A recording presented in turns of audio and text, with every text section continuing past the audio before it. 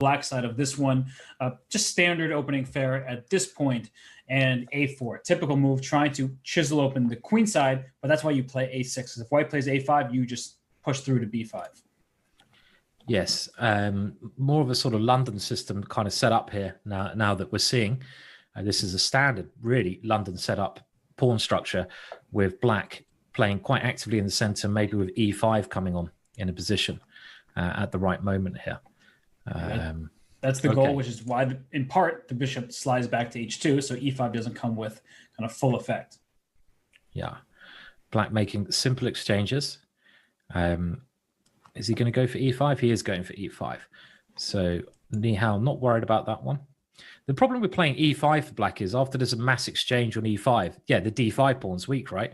So, you've got your bishop, the dark square bishop as white outside of the pawn structure. A lot of these positions, they're like a Slav, but a bishop on h2 is a really good piece. In the Slav, it's often on c1, where it's a really terrible piece.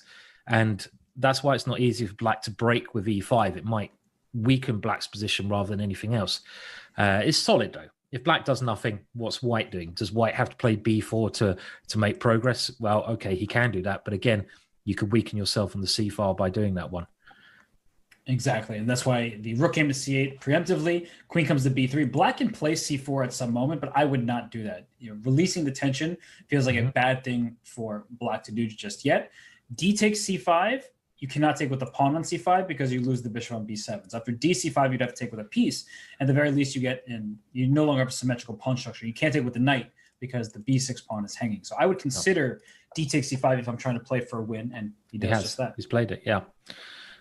Yeah, and he's gone for this. So queen takes is pretty much forced because of that weakness on b6. It's still a solid structure. This is, again, a little bit of shadow boxing really going on here. Both sides not making major progress in the position. Knight d4. Black, you could even say, has a bit of a better structure with more central pawns and a bit more space to maneuver. But at the moment, nothing serious has happened to either side's position.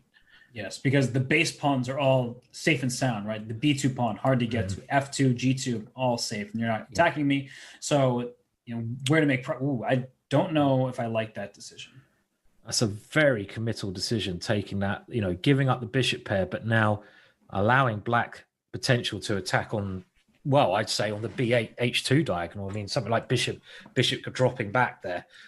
Why give up the bishop like that when there's no need to? Was he really scared of that knight so much? It seemed odd, Robert. I agree. I am not a fan. He didn't want the knight to jump to c4, I gather, but this bishop on e5 is such a great piece. And honestly, Simon, I like your idea of just swinging the bishop back to, well, now it didn't make sense as much to go to b8 because the pawn was on f4, but going for that kind of plan looks good. e5, certainly still a possibility for black. Put my rook on e8, play e5, go after this e3 pawn. I love black's position here.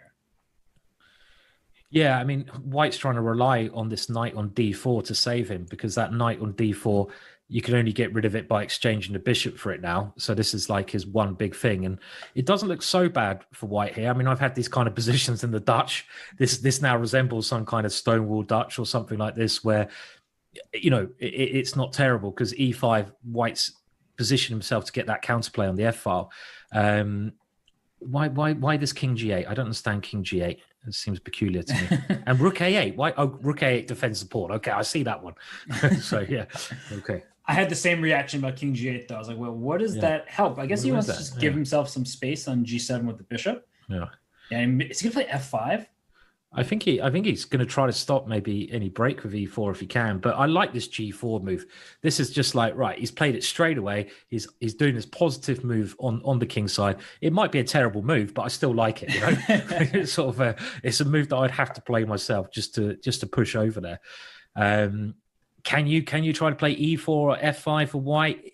Again, very careful about doing those moves, but I'm looking at that f5 score for black as well. Like, can black play f5? But there's always danger of a queen g2, h4, h5, and you're creating some weaknesses on that side of the board. So I actually don't see how black gets active here. The bishop on b7.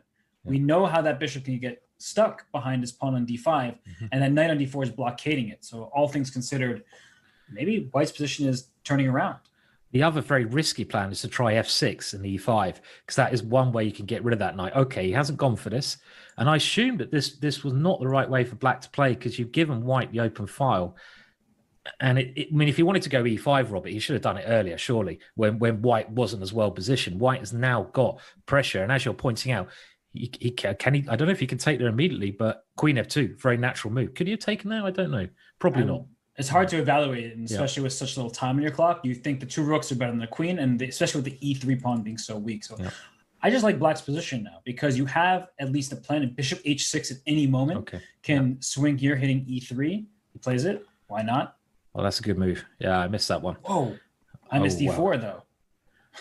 Okay, what's happening here? Okay, f7's coming in and the bishop's trying. It's really heating up now, yeah? Nihal again is behind on the clock, but he plays so well when he's short of time. So well. Okay, rook takes f7, and what is happening here? So rook back to e7, I guess, but this is starting to look good for white. Queen what e5. A brave move. Bishop e3, watch out for that. Yeah, bishop e3 is a nasty one. It's so certainly king a nasty g2? one. Can I just like slide my king up? You can't move bishop e3 because I have rook f8 check. Your bishop is needed to defend the square.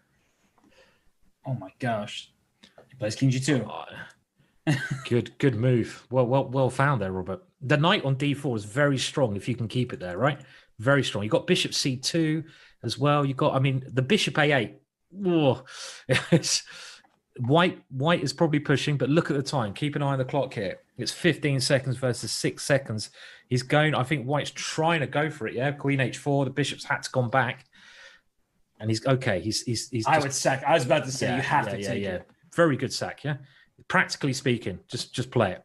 He should have thrown a queen e4 check before taking on d4, I think, because he could have taken on d4 with the bishop. But now his king's on h8, not the best square for the king, but allows d4. Once that queen moves out the way, there's going to be d4 with bishop d1 to go to f3. Okay, so that's a way to combat that one. But black's grabbing a lot of pawns. He's got 2 seconds. Whoa. d4, bishop f3, queen c2 check, but there's rook f2. Keep an eye on the clock, though. I am. Keep an eye on the clock. Barely gets it off. King h7, h5 for white. h5, queen g5 coming. Queen g5. You have to. Barely gets the move off. I'm just looking at Nihal's clock, and it's freaking me out. I mean, it's okay. Good move. Rook f5, queen g1. Oh my gosh! It looks so rocky for blackness. So rocky. He's just grabbed the pawn here. So queen g1 check. Keep giving that king checks. Queen h1. Gain some time. Okay. Very important. Queen g2. Queen h2 to keep on h5, maybe, I guess, and then. Okay, queen a1 check. Keep it going. Just check forever.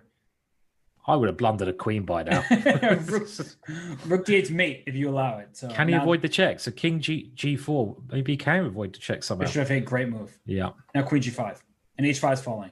And watch out for mate on h7 though. Well, that's falling with check, so that doesn't help.